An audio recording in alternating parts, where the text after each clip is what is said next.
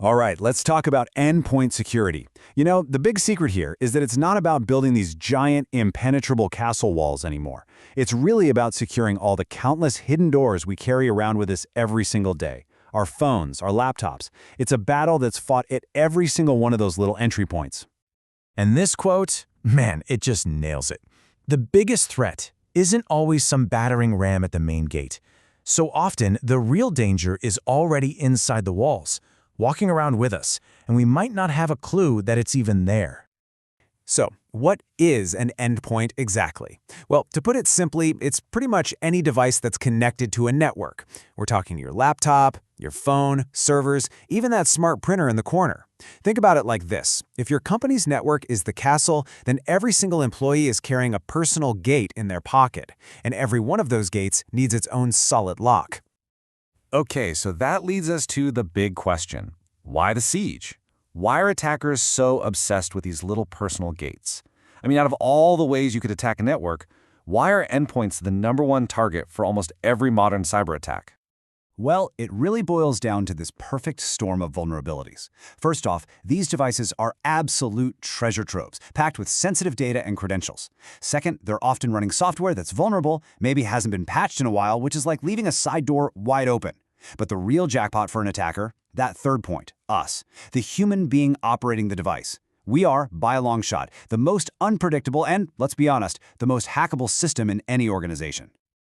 All right, so the threat is crystal clear. But here's the good news. We are not defenseless. Not at all. We have an entire arsenal of tools and strategies we can use to build up our digital fortress. And this isn't about finding one magic bullet. It's about creating layers of defense, from the outermost walls all the way down to the guards patrolling the courtyard. Let's start with the most basic, fundamental defense there is, patching your software. And there is no better or more terrifying lesson than WannaCry. Look at the timeline. Microsoft released the fix, the patch, in March. The attack that caused worldwide chaos didn't happen until May. All of that damage, shutting down hospitals, crippling critical infrastructure, it all happened because thousands of systems just weren't updated. It's such a powerful reminder. You've got to patch early and patch often. So the next layer is our digital guard. For years, we all relied on traditional antivirus. It's like a guard at the gate with a photo album of known criminals. If a face matches a photo, they get stopped. Simple.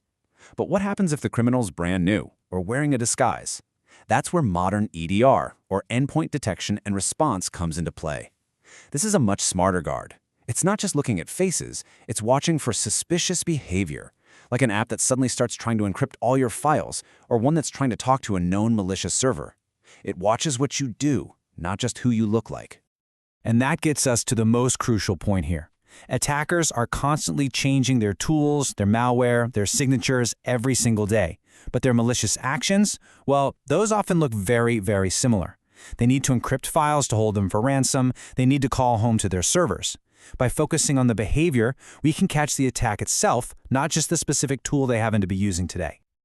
I love this analogy because it perfectly explains a core security concept, the principle of least privilege. You would never give a regular employee full administrator rights just so they can check their email, right? Because as this slide says, that's just like handing a toddler a box of matches and letting them run around in the castle treasury. If malware gets onto their machine, it now has the keys to the entire kingdom.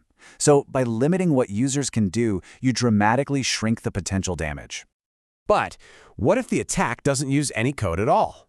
The most clever, most sophisticated threats often bypass our technology completely.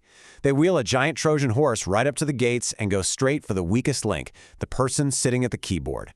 They don't hack the software, they hack our trust. Just think about the massive Twitter breach back in 2020. No complicated malware was used here. The attackers literally just picked up the phone, called some employees, pretended they were from the internal IT help desk, and persuaded them to hand over their login details. That's it. A simple, convincing phone call was all it took to take over some of the most famous accounts in the world. And this, right here, is why security is so incredibly challenging. You can't just release a software update to patch human trust or gullibility. It doesn't work that way. But what you can do, and what you must do, is train it. Regular security awareness programs, running phishing simulations. These things are every bit as critical as any firewall or antivirus software you can buy. So, let's talk about what happens when these walls come crashing down. These aren't just theoretical problems. These are real-world cautionary tales with absolutely devastating consequences. They show us just how quickly a single tiny failure can spiral into a total catastrophe. Our first cautionary tale is the name I am sure we all know, Target. In that huge 2013 breach, the attackers didn't try to storm the main gates of Target's network. No, they found a much easier way in. A laptop that belonged to a third-party vendor who serviced their air conditioning systems. From that one single, less secure endpoint, they were able to pivot into Target's main network and walk away with 40 million credit card numbers. The lesson here is just chilling. Your weakest endpoint might not even belong to you. Your security is only as strong as your entire supply chain. And next up, a breach that literally brought the U.S. East Coast to a standstill, the Colonial Pipeline attack. This entire crisis in 2021 didn't start with some super sophisticated nation-state level exploit. It started with one single thing, a compromised VPN password. A password that was found on an account that wasn't protected by multi-factor authentication. One password, one point of failure. And that was all it took for ransomware to shut down a critical piece of our national infrastructure. Okay, so we've seen the threats, we've seen the epic failures. Now let's get to the most important part. What's your defense plan? Let's bring everything we've talked about together into a simple fortress checklist, a mental model you can use to protect your own digital life. Think of it like this: your outer wall that's keeping all of your software and your operating system fully patched. Your gatekeeper is multi-factor authentication, MFA, making absolutely sure only the right people get in. Your guard dogs are your EDR and antivirus software, always sniffing around for trouble. You carry limited keys, which means you're not using powerful admin accounts for your day-to-day tasks. Your CCTV is the logging and monitoring that watches for anything suspicious. And finally, number 6, you always have an escape plan. Secure offline backups just in case the absolute worst happens. So, as we wrap this up, I'm going to leave you with this thought. You can have the best technology in the world, the strongest digital walls, and the most ferocious guard dogs. But at the end of the day, as this slide says, your defenses are only as strong as your most careless click. So the real question is, what's protecting yours?